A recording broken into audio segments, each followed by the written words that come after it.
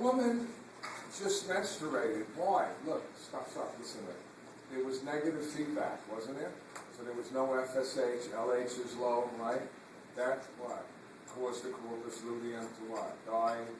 Therefore, there was no more estrogen and progesterone. All the hormones at the beginning of the cycle are low. See it in the beginning of the sheet? I wrote that. All hormone levels are low. 2, which stimulates the hypothalamus to release GnRH, just like in the male. What is GnRH going to do? Just read it. Stimulates the pituitary to release FSH and LH. Didn't we do that?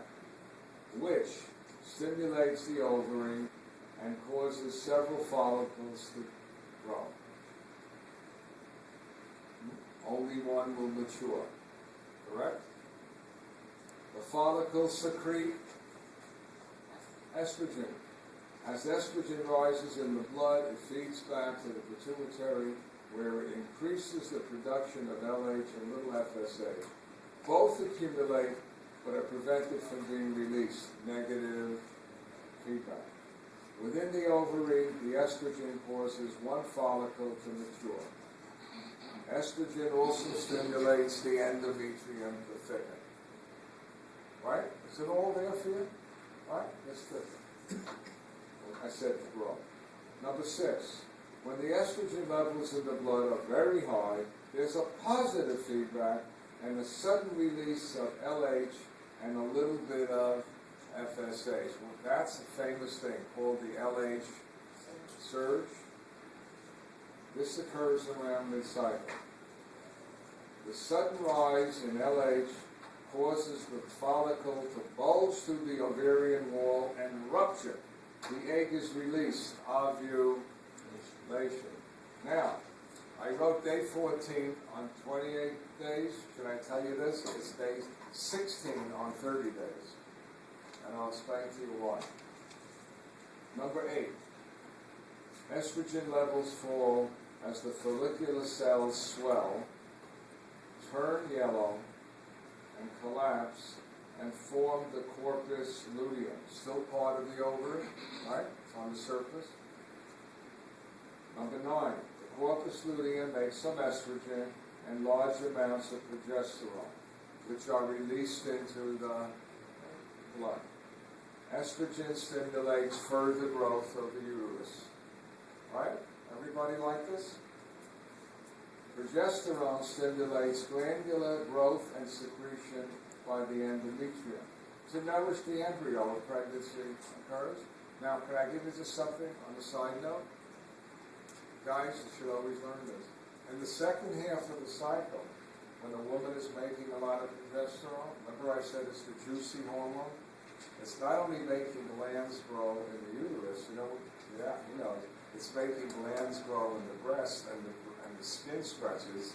And a lot of women in the second half of their cycle don't like their breast touch because it hurts. Not that they don't love you.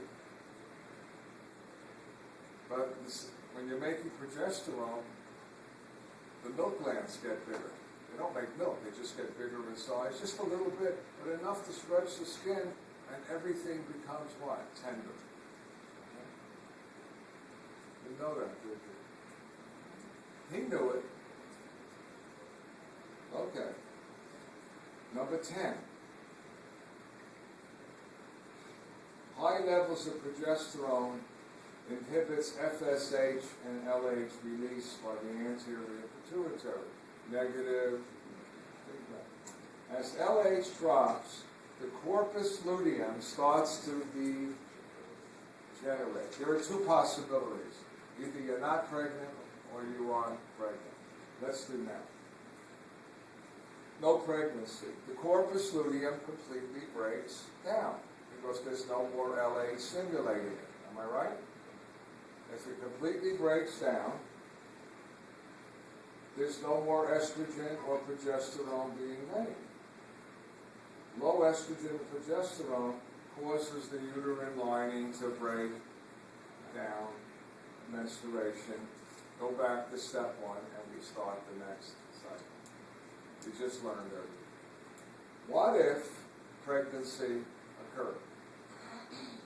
About 14 days of the 28-day cycle. The blastocyst stopped. Watch me.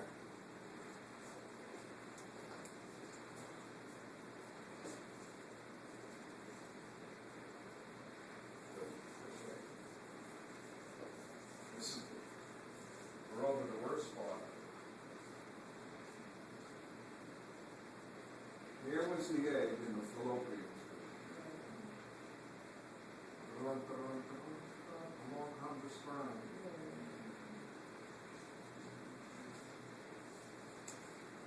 It's hell. You do not want to be a sperm. When a male ejaculates into that vagina, there are about 400 million sperm.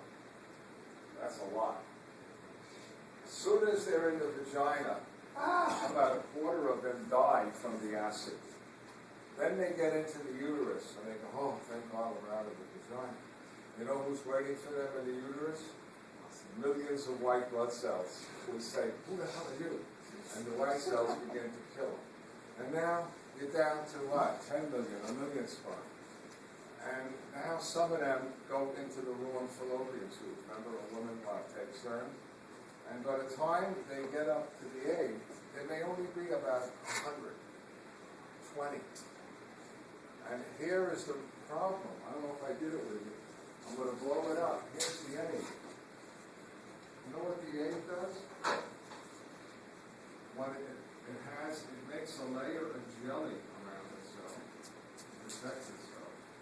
And then, holy mackerel, remember these? When it ovulated, it took with it some of the follicular cells.